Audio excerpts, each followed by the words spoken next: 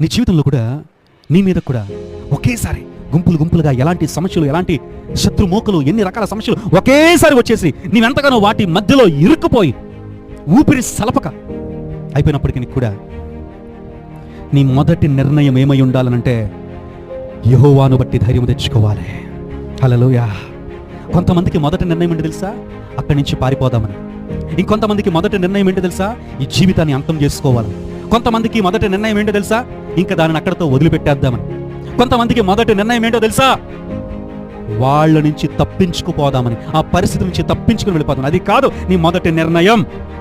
అలాంటి భయంకర పరిస్థితుల్లో, అలాంటి స్థితిగతుల్లో నువ్వు తీసుకోవాల్సిన మొదటి నిర్ణయం, the first and foremost decision that you have to take is to depend upon God. దేవుని మీద ఆధారపడి దేవుని బట్టి ధైర్యమును తెచ్చుకోవాలి. హల్లెలూయా.